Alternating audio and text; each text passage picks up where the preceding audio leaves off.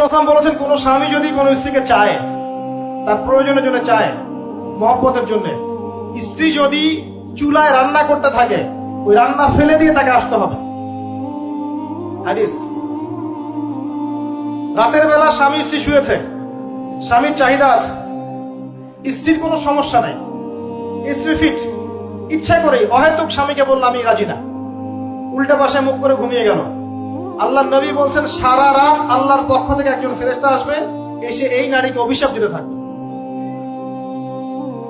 এখন এগুলো হাদিস শুনলে বলবে যে ইসলাম তো মেয়েদেরকে ছোট করছে।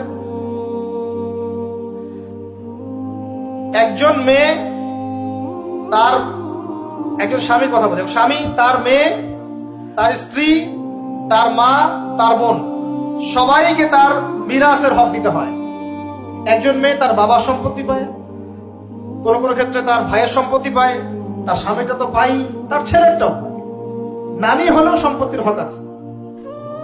একটা মেয়েকে চতুর্দিক থেকে সিকিউর করা হয়েছে ইসলামে।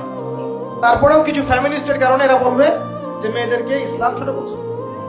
হ্যাঁ, মেয়েদেরকে ইসলাম কেন ছোট করছে? কারণ পর্দা করে যে বাইরে বেরোতে বলেছে, ঢ্যাং ঢ্যাং করে নগ্ন হয়ে বেরোতে নিষেধ করেছে, এই কারণে।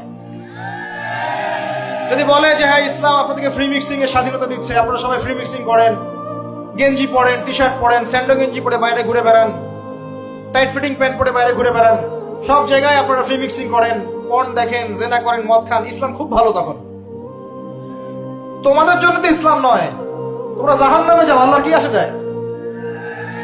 ইসলাম তোমাদের জন্য নয়, তোমরা জাহান্নামে গিয়ে মরো, ইসলামের কিচ্ছু যায় আসে না।